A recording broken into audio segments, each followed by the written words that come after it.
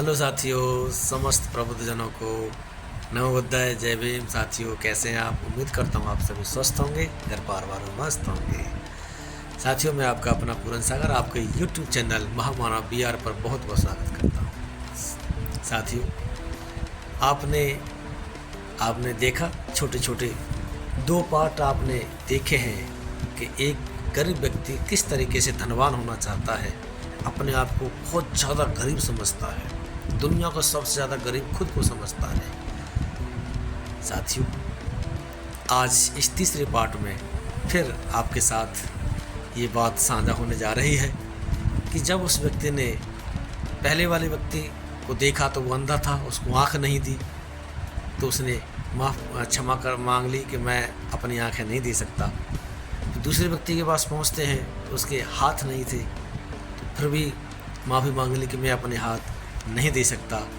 फिर वो गरीब व्यक्ति जो है बहुत व्यक्ति से कहता, कोई और ऐसा व्यक्ति हो जो पूरी तरह से स्वस्थ हो, ऐसा धनाढ़ व्यक्ति, बस वो मुझे मिल जाए। तो साथियों, आज के इस पार्ट 3 में आगे कहानी मैं आपको बताने जा रहा हूँ। आइए सुनते हैं।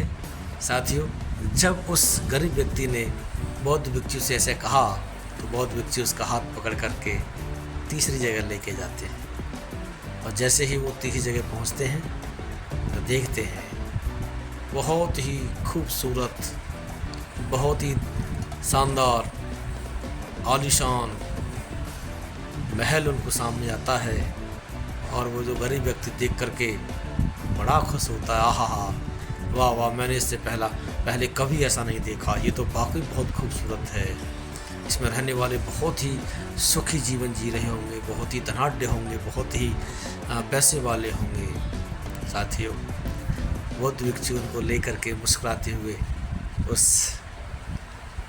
आलीशान महल वाले के पास पहुंचते हैं और कहते हैं कि हे भंते, आप तो दुनिया के सबसे ज़्यादा सुखी व्यक्ति होंगे जो इतनी शानदार महल को लेकर, इतनी शानदार कोठी को लेकर, बंगले को लेकर, इतनी धन दौलत को लेकर के आप जीवन जी रहे हैं, आनंदमय जीवन जी रहे हैं। मुझे लगता है कि आपसे सुखी इस दुनिया में कोई नहीं है, कोई नहीं है।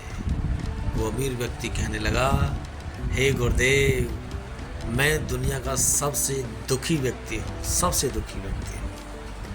अब वो जो गरीब व्यक्ति है इस बात को सुनकर के बौद्ध भिक्षु की तरफ देखने लगा और वो सोचने लगा कि कमाल की बात है, शरीर से स्वस्थ है, हाथ पैर आँख नाक मुंह सब कुछ ठीक है, वैसे इज्जत बनी हुई है, इतना शानदार महल लिए हुए हैं, धन दौलत बहुत भरपूर है, नौकर चाकर हैं, फिर ये दुखी क्यों हैं? बौद्ध भिक्षु कहने लगे उस अमीर व्यक्ति से, हे भंते, आप तो शरीर से एकदम स्वस्थ हैं, फिर दुखी क्यों हैं? नौकर चाकर है, शानदार कोठी बंगला है आपका, महल है आपका, फिर आप इतने दुखी क्यों हैं? दुनिया के सबसे धनवान होकर के भी आप दुखी हैं, क्यों? साथियों, वो अमीर व्यक्ति कहता है, हे गुरुदेव, मैं दुखी इसलिए हूँ क्योंकि मेरी पत्नी ने मुझे छोड़ दिया है, मेरी पत्नी ने मेरे साथ धोखा किया है, मेरी पत्नी ने एक मुझसे ज़्यादा धनाढ़ व्यक्ति को अपना लिया है और मुझे छोड़ दिया है। जबकि आप जानते हैं, जब पति पत्नी साथ होते हैं तो सारी संपदा होती है, उसको बरतते हैं, सुख में जीवन जीते हैं। इसीलिए हे गुरुदेव, मैं इस सुख सुविधा का भोग कर क्या करूँगा? इसीलिए हे गुरुदेव, मैं सुखी नहीं हूँ। ये धन दौलत इज्जत शौहरत किस काम की जब इसको बरतने वाला कोई ना हो। मेरी पत्नी ने मुझे धोखा दिया है और अब मैं जो हूँ उसे छोड़ूंगा नहीं, उसको और उसके प्रेमी को मैं मार के ही दम लूँगा। जब ये बात बौद्ध भिक्षु ने सुनी तो कहते हैं कि आप ये काम करने से पहले हमको भोजन करा दीजिए, आप हमारे लिए भोजन ले आइएगा, साथ में कांच के टुकड़े भी लेते आना। साथियों कांच के टुकड़े और भोजन वो लेकर के आया। सोचते हुए लेकर के आया कि भोजन तक तो ठीक है, लेकिन कांच के टुकड़े क्यों मंगाए हैं ये समझ नहीं आ रहा। तो वो अमीर व्यक्ति जो भोजन रख देता है वो तीनों के सामने, यानी अपने सामने और दोनों बुद्ध बिच्छू और वो साथ में जो गरीब था उसके साथ सामने। साथियों जब खाना रख दिया जाता है ना, भोजन रख दिया जाता है, तो बौद्ध भिक्षु हैं कांच के टुकड़े जो हैं जो अमीर व्यक्ति है उसके भोजन में जो है मिला देते हैं और कहते हैं चलो अब आप इसको खाइएगा। तब वो अमीर व्यक्ति कहता है ये आप क्या कह रहे हैं गुरुदेव, मैं इसको खाऊंगा तो मुझे तकलीफ होगी। जी हाँ, तकलीफ होगी, मैं परेशान हो जाऊंगा, जहाँ तक मेरी मृत्यु भी हो सकती है। तो साथियों बौद्ध भिक्षु कहते हैं यही तो मैं तुम्हें चाहता हूँ, यही तो बताना चाहता हूँ कि जिस प्रकार से आप जो है कांच के टुकड़े मिले भोजन को नहीं खा सकते, क्योंकि आपको तकलीफ देंगे, आपको परेशानी देंगे, आप जहाँ तक कि आपकी मृत्यु भी हो सकती है। उसी प्रकार आपके साथ जितने भी ये ऐसे तत्व हैं जो आपको दुखी दे सकते हैं, आपको परेशान कर सकते हैं, उनको त्याग दीजिए।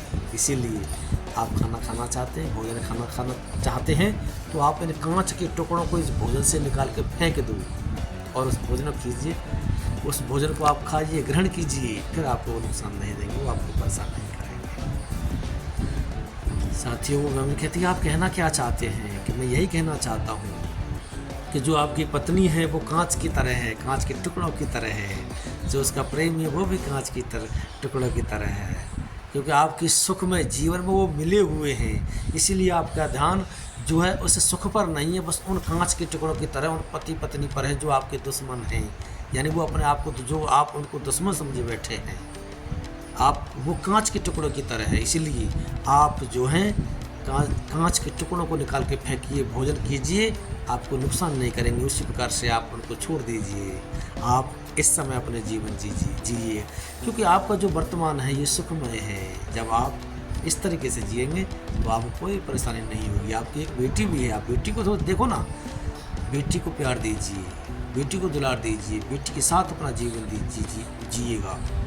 आप जब जिएंगे बेटी के साथ, इस सोच के साथ, तो आपका फ्यूचर, आपका भविष्य जो है सुखमय हो जाएगा। इसीलिए आइए साथियों, हमें फ्यूचर की चिंता न करते हुए वर्तमान को सफल बनाना है। जब हम वर्तमान को सफल बना लेंगे तो हमारा फ्यूचर भी सही हो जाएगा, सही हो जाएगा। सादर नमो बुद्धाय, जय भीम।